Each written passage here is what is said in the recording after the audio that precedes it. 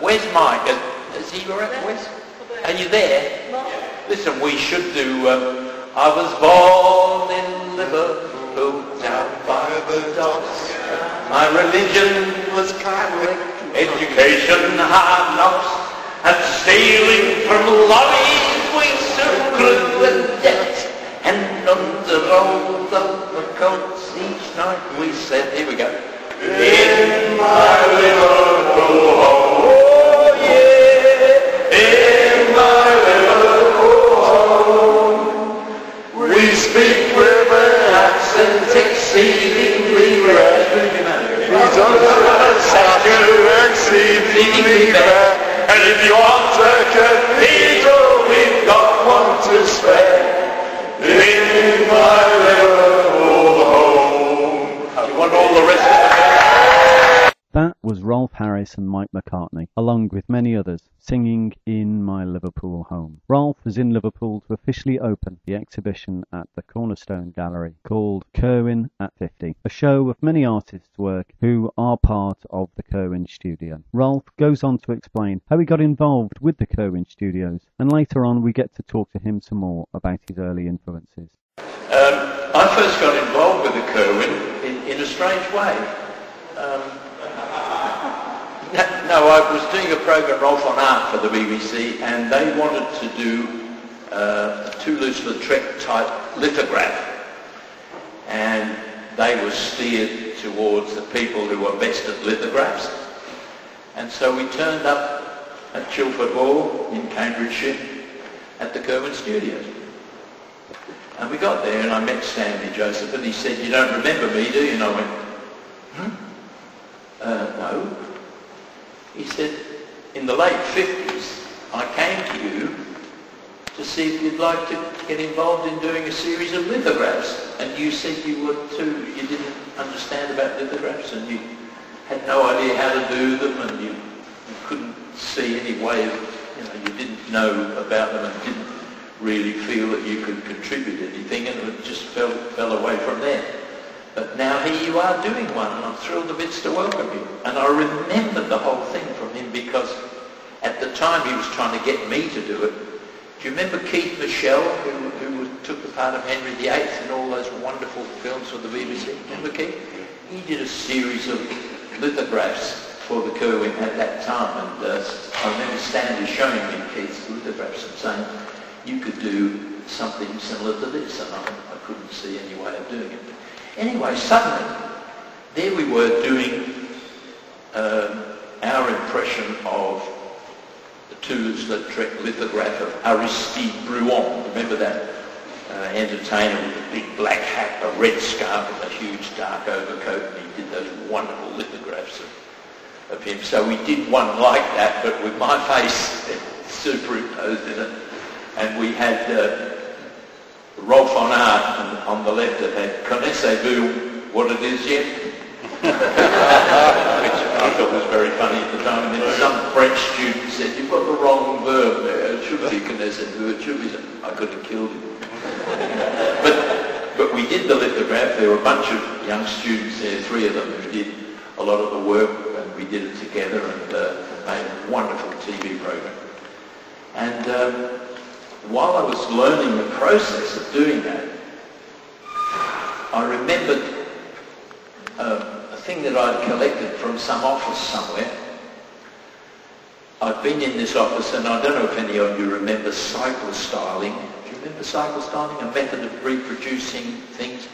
You used to type stuff onto a sheet of paper which was covered with wax, and it would the type would break through the surface of the wax so that the printer's ink could go through those little holes, and then you would put that sheet of paper in the cyclostyle machine, roll the handle, and the printer's ink would go through from the top, and it would print out as many as, a couple of hundred if you wanted to of those sheets. It was a very simple method of duplication.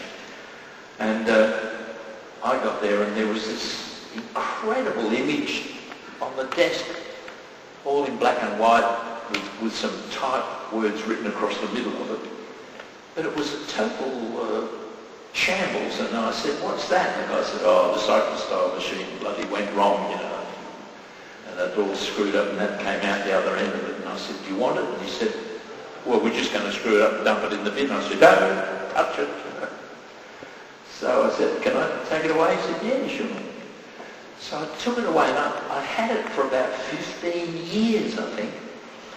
And when we did this image of the two lives for the Trek poster, I suddenly thought that that would work as a lithograph.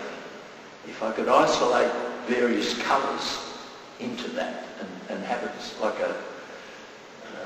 like a tonal representation going from bright yellow to gold to yellow ochre to burnt sienna, then to burnt umber, and eventually have a blue which was overlaid on top of the burnt umber to give it a sort of a blackish effect, and we could have a wonderful tonal sort of variation on it. So what we did was, I took this piece of cyclostyle sheet which had gone wrong, and with a little tiny brush I painted out the actual typed words. I don't remember what they were, but I painted them out. And where they went through all the schmozzle and the mess on the left-hand side, I had to get a really fine number 1 brush and paint out each individual typed letter. And then we took photos and we reproduced them all in various colours, added about a ½ an inch along the top of that blue and put a pale blue in, and the whole thing came out as just the most amazing end result. And I thought it looked for all the world like molten gold spewing out of some sort of a something or other, and the image looked for all the world like some gigantic chap with one blind eye, with like a huge white thing over his eye, indicating that he couldn't see through it, and one other eye which worked on the other side, and then this huge battered nose that looked as if he'd been in a fight, and then these rather beautiful lips and this gold, molten gold spewing out from him. And I thought he looked like some sort of a Danish god of battle or something, with a huge helmet with great antlers on the top of it. And the gold, the idea of gold being poured out, molten gold, I instantly thought of Rich's Croesus, you know, the king of Midas, the king of Minos, who was the richest king that the world had ever known. You've heard the term Rich's Croesus. So I called it Crucible of Croesus, and I'm just so thrilled to have done it with the Curwen. I came back a couple of weeks ago and said, let's do a print run just of 100, and we'll see if we can get anybody interested in it. So they've had it sitting there for years, and they got all the plates out and they did that print run, and so there they are. If you're interested, there's some for sale here with the gallery here. But that's the way I got into it, and I've just been working out another image that I could do that I'm fascinated with, so I'm going to get back to them again. But it's the most amazing process because, as has been said already, you're given the time. There's nobody rushing you, there's nobody charging you by the hour for your time. You're given the time to do what you want to create. You're given the time to think it through and to decide whether this works or that works, and to make it all right for you.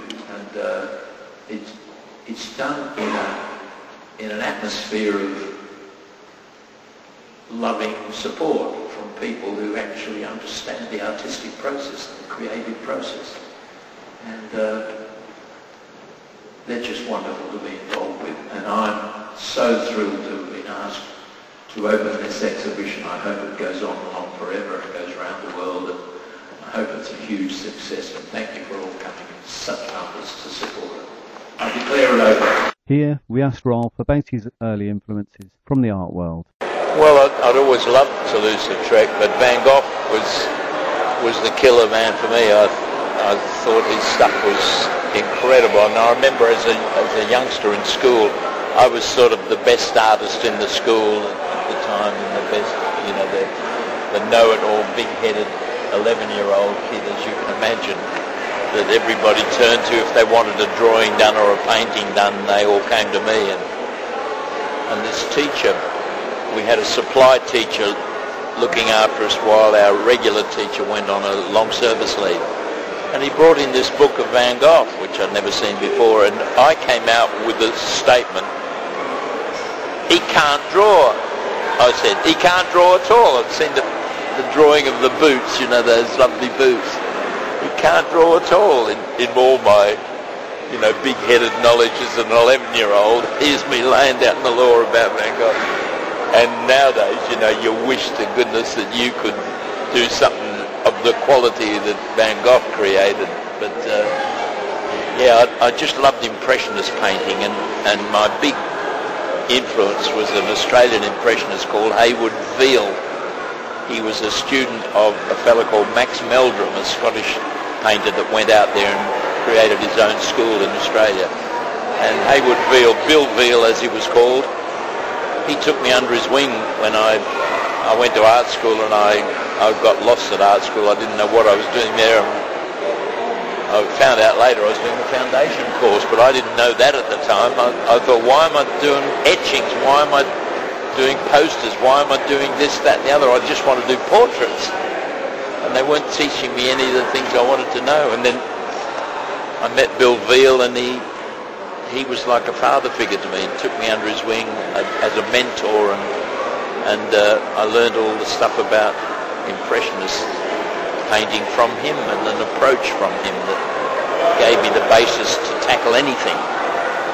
So Rolf goes on to explain how he could further develop his work and the guidance that his daughter, an artist in her own right, offers. I would love to be taught by my daughter, who would teach me to get away from my comfort zone and try and create new approaches to, instead of trying to get everything to be exactly like a photograph, but in a more relaxed way, you know, like a out of focus, slightly blurry photograph, which is what I try and do.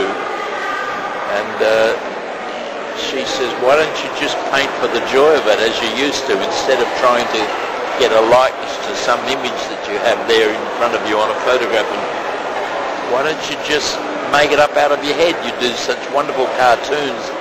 Why don't you do that sort of thing with your painting? Just make it up and have some joy with it. And it's like, it's leaving your comfort zone, the stuff that you know you can actually do, and getting out and trying to do something different. And she's right, and I should do it, and I will do it. But I need her to be constantly pushing me. My daughter is a fantastic painter. She's just incredible, and she's suffering from the fact that everybody relates back to my work when they talk about her. And she would probably be better served if she used a pseudonym or something, really, rather than... But she's now doing a master's at the college where my wife and I first met, which is City and Guilds in Kennington. And she's absolutely loving it. Loving it. Working in sculpture and etching and painting and surging ahead in leaps and bounds with stuff getting good criticism and actually working in studios with other artists around her, which she loves. I find it very distracting. I want to be on my own when I paint. She gets very lost and lonely on her own and wants other people around her, wants that excitement in the atmosphere, so she's loving it. Before another song from Rolf, which rounded off the evening, we asked him about his portrait of the Queen, which he painted in 2005. I was thrilled to bits with it, yeah. First of all, it was a good likeness, which without that you're dead in the water, I think. And it was a smiling one, a happy one, which I wanted to create. I didn't want a formal, you know, pomp and splendor type portrait. And I was just thrilled with it. She put us all at ease, totally at ease, with the very first couple of words.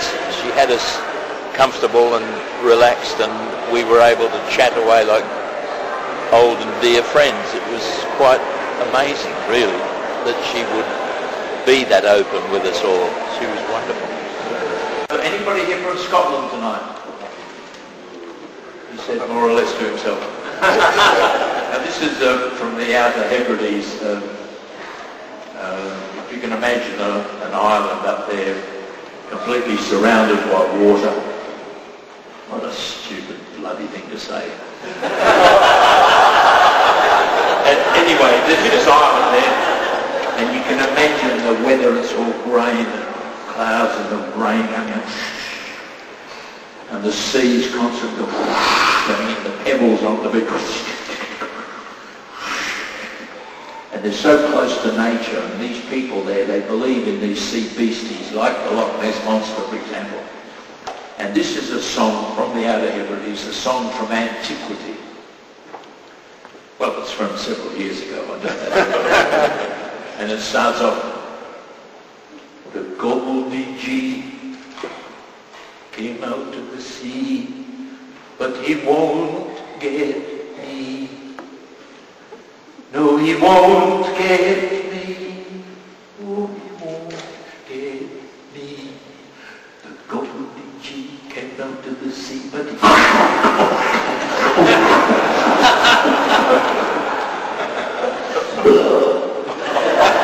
It's only quite short, but it's very